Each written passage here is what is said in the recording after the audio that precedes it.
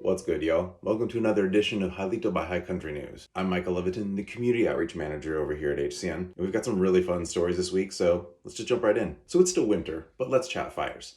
HCN's Toast Yoster went to Northern California to attend the inaugural Karuk Women's Treks, which was a prescribed fire exchange aimed at bringing together femmes, women, and non-binary folks from various tribes to share their historical knowledge and practices of controlled burn. Some of these practices were intended not just to rob wildfires of fuel, but also to cultivate food sources and resources used for cultural practices, like basketry. Colonizer law banned cultural burns in 1911 with the passing of the Weeks Act, which made it illegal to ignite fires on public land. The meetup is intended to share historical practices and also to decolonize fire management, which is 90% male, mostly white, and for some reason just riddled with military jargon. New recruit reporting, here to learn about fire management. Alpha Squad, Phase 1 of the invasion will begin soon. We will approach the enemy from the north. Okay, yeah, so we're just gonna run right into the fire. Okay. Alpha Squad, prepare to engage the enemy! What the kind of helmet is this? And after we take the front line, we're gonna mop up. Are we gonna mop a fire?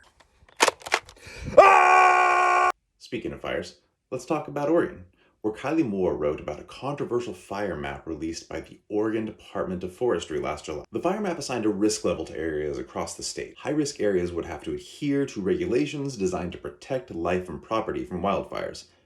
And because it's private property, there were dissenters.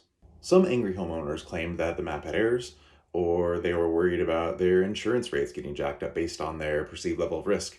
And of course, some also thought maybe it was just good old-fashioned government overreach. Some of the dissenters started a Facebook group for the cause, with accusations like, the government wants to force everyone to move into a city, or they ranked our area high risk because we're Republicans, which, okay, those are theories. Others support a state-led approach to wildfire management.